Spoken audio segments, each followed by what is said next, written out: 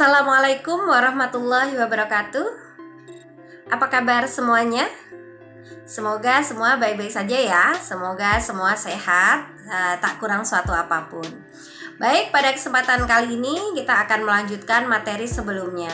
Sebelumnya kita sudah membahas materi tentang sel, kemudian transport zat, dan pada kesempatan kali ini kita akan melanjutkan materi berikutnya, yaitu materi tentang jaringan. Materi kali ini masih berkaitan dengan materi sebelumnya. Ini adalah kajian atau materi yang melanjutkan dari materi sebelumnya, di mana keduanya ini saling memiliki hubungan. Kalau kemarin di bab pertama kita membahas materi tentang sel, di mana sel ini merupakan unit terkecil penyusun tubuh makhluk hidup.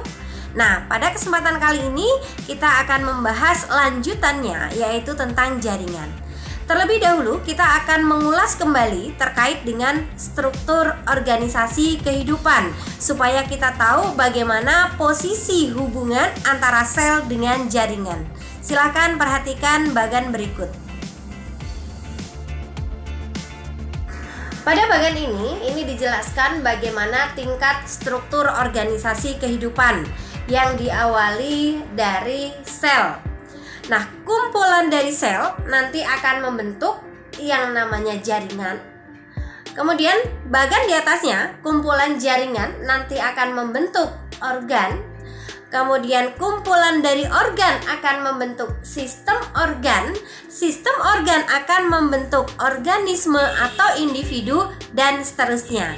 Saya tidak akan membahas lebih lanjut, tetapi saya akan lebih fokus kepada jaringan. Kalau pada bagan ini kita bisa melihat bahwa jaringan ini merupakan kumpulan dari sel. Jadi sekarang kita sudah bisa mendefinisikan apa itu yang dimaksud dengan jaringan. Jadi jaringan itu apa? Baik, sekarang kita bisa menyimpulkan, bisa mendefinisikan apa itu definisi dari jaringan. Jadi jaringan adalah sekumpulan sel atau sekelompok sel yang memiliki bentuk, sifat, dan fungsi yang sama. Berikutnya, kita akan membahas macam-macam dari jaringan. Jaringan yang akan kita bahas ada dua. Yang pertama ada jaringan tumbuhan, yang kedua ada jaringan hewan. Dan pada kesempatan kali ini kita akan membahas mengenai jaringan tumbuhan. Terkait dengan jaringan tumbuhan yang akan kita bahas bisa dilihat dari bagan berikut.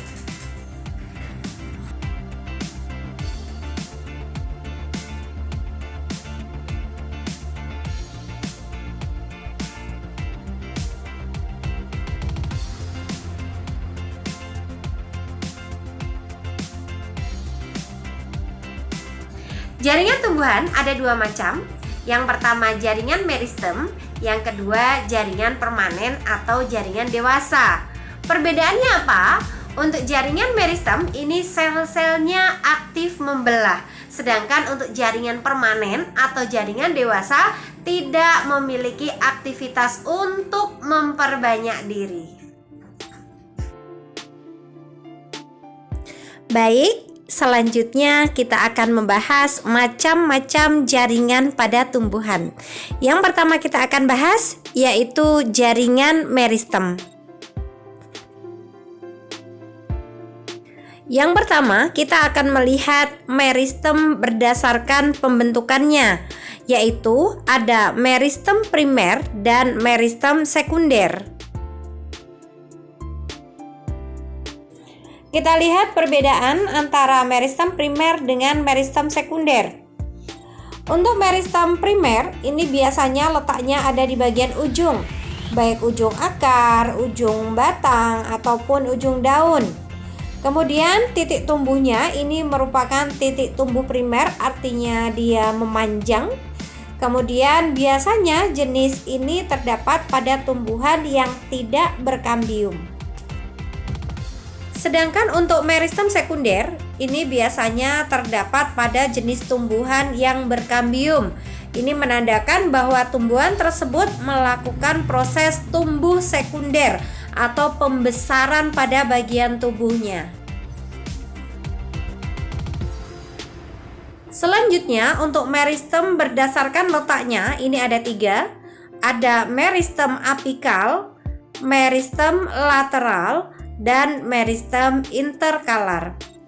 Kita lihat apa perbedaannya. Silahkan dicermati untuk perbedaan berikut.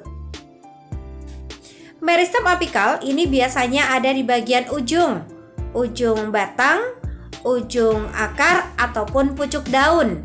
Sedangkan untuk meristem interkalar ini biasanya ada di jenis tumbuhan yang beruas-ruas, sehingga meristemnya terdapat di ruas antar batang.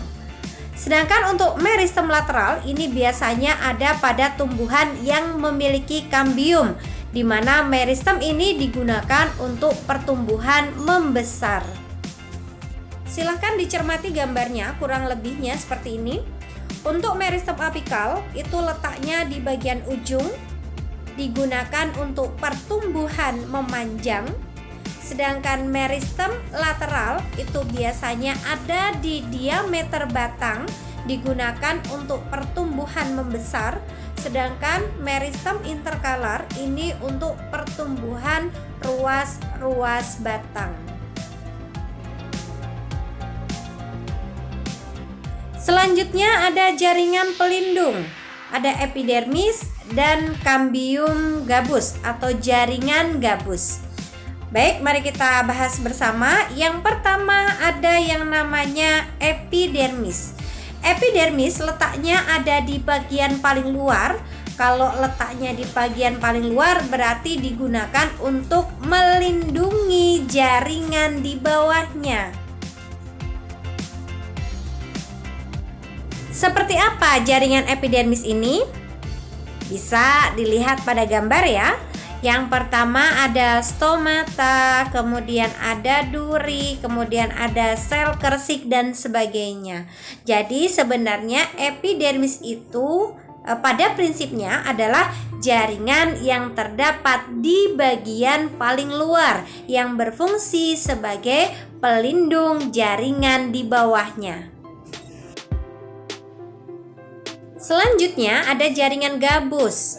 Nah, jaringan gabus ini letaknya sedikit di bawah epidermis, di mana fungsinya untuk melindungi jaringan di bawah jaringan epidermis.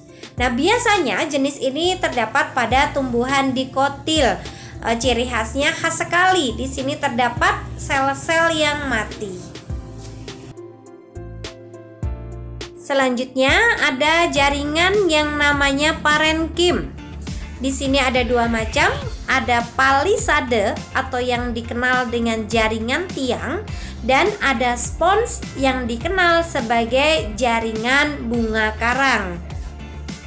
Sesuai dengan namanya disebut jaringan tiang ini karena bentuknya mirip dengan tiang. Sedangkan spons disebut bunga karang karena bentuknya menyerupai spons.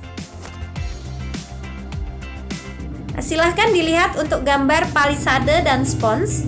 Nah, untuk palisade ini yang berbentuk seperti tiang, di sini sangat kaya dengan klorofil, sehingga pada bagian palisade ini banyak digunakan untuk proses fotosintesis. Sedangkan pada spons ini ada klorofil tapi jumlahnya sedikit. Jadi kalaupun digunakan untuk fotosintesis, ini hanya sekedar membantu saja. Tetapi yang memiliki fungsi utama untuk fotosintesis itu ada pada bagian palisade.